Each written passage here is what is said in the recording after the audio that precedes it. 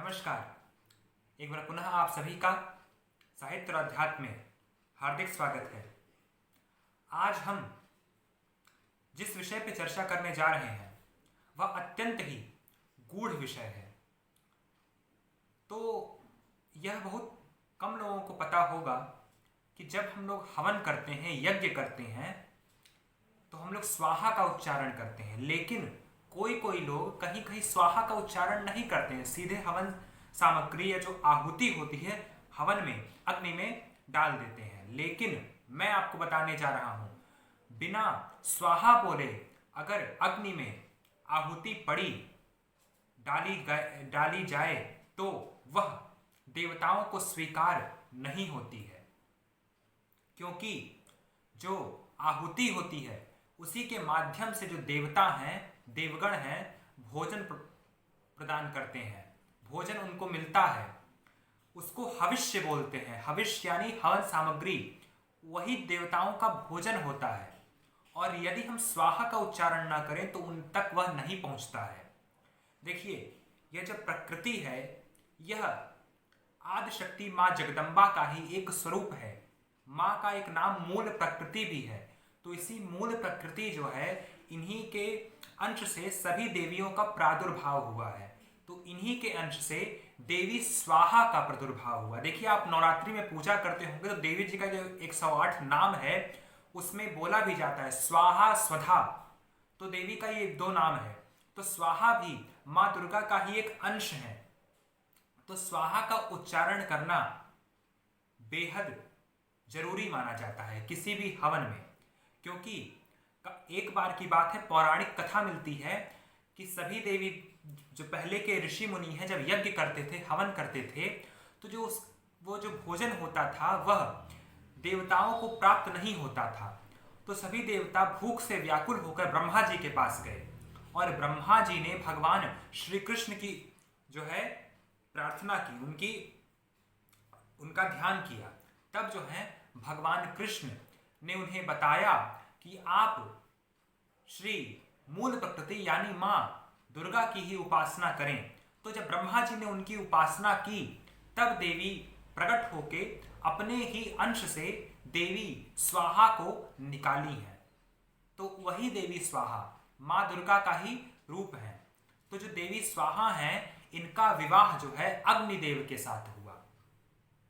तो जब इनका विवाह अग्निदेव के साथ हुआ तो यह दोनों जो हैं आहुति को मिलकर, हवन सामग्री जो हम लोग डालते हैं उसी को आहुति कहते हैं, तो उसी को ये लोग, उसी हविष्य को देवताओं तक पहुंचाते हैं। और अगर हम बिना स्वाहा बोले आहुति अर्पण करते हैं तो वह देवताओं तक प्राप्त नहीं होती है। इसलिए स्वाहा बोलना अति आवश्यक है। और जो लोग भी स्वाहा नहीं बोलते हैं उनसे मेरा आग्रह है कि हवन के समय, यज्ञ के समय स्वाहा का उच्चारण डालते समय अवश्य करना चाहिए। अब बात आई ही है तो मैं आपको बता दूं कि हवन अर्पण कैसे करना चाहिए। इसका भी बहुत महत्व है, क्योंकि कोई चीज अगर किसी तरीके से ना की जाए तो उसका कोई फल नहीं रहता है। तो देखिए, यह दोनों उंगली आपको दिख रही होगी, यह दोनों, इन दोनों उंगलियों से, राइट हैंड की इन दोनों उंगलियों से ही हम लोग भोजन करते हैं। तो हम लोग खाते हैं ऐसे, तो हम हवन ऐसे डालते हैं। कहीं कहीं यह लोग गलती करते हैं, लेकिन यह नहीं होना चाहिए। हवन ऐसे अर्पण किया जाता है, जैसे मान लीजिए श्रीमन महागणाधिपतये नमः स्वाहा। तो स्वाहा जब बोला जाएगा तो ऐसे किया जाएगा, ऐसे नहीं करना है, क्योंकि हम देवताओं तक भोजन पहुंचा रहे हैं। तो भोजन पहुंचाने का भी माध्यम होना चाहिए। तो इन दोनों उंगली से, और देखिए यह जो रेखा है आप देख रहे हैं इन दोनों उंगलियों की, यह रेखा से इधर नीचे जो आपकी हवन सामग्री है वह उतरनी नहीं चाहिए। इसी के मध्य में, इसी में हवन सामग्री लेके डालना है। इसके रेखा के नीचे ना आए, इस बात का ध्यान रखें। और ऐसे अर्पण करें, स्वाहा हवन कुंड में अर्पण करें और स्वाहा का उच्चारण अवश्य करें।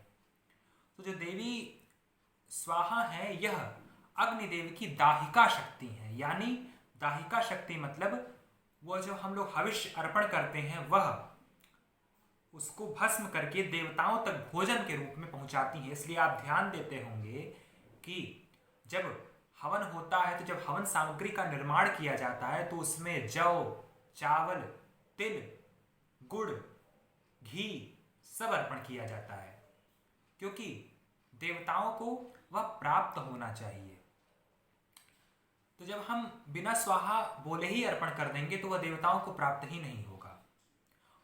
जब ब्रह्मा जी की प्रार्थना से देवी का प्रादुर्भाव हुआ, तब जो है ब्रह्मा जी ने प्रार्थना किया कि हे माँ, आप अग्निदेव की अर्धांगिनी बनकर उनके साथ जो ऋषि मुनि यज्ञ में हवन अर्पण करते हैं, जो सामग्री अर्पण करते हैं, उनको देवताओं तक पहुंचाइए, क्योंकि देवताओं को वो प्राप्त नहीं हो रहा है। तब देवी जो है अग्निदेव के साथ विवाह करके वो जो हवन सामग्री है वह देवताओं तक, देवगणों तक पहुंचाती हैं।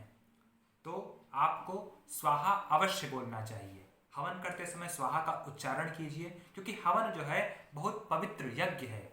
उससे घर का हर एक कोना, जहां भी हवन हो वहां कभी कोई नकारात्मक शक्ति नहीं रह सकती। उसका धुआं जो होता है वह कीटाणुओं का नाश करता है। वैज्ञानिक भी इसको मान चुके हैं। तो स्वाहा बोलते हुए, और स्वाहा में अपनी ही एक अलग शक्ति है। स्वाहा देवी दुर्गा का ही रूप है। तो स्वाहा अवश्य बोलिए। और हवन जो है आपको महीने में 1-2 बार जरूर करना चाहिए, क्योंकि हवन से जो है वातावरण शुद्ध रहता है। तो फिर मिलेंगे एक अन्य वीडियो के साथ, ऐसे ही अलग जानकारी के साथ। यह जानकारी आप जन जन तक पहुंचाइए, यही मेरी प्रार्थना है। तब तक के लिए धन्यवाद। नमस्कार।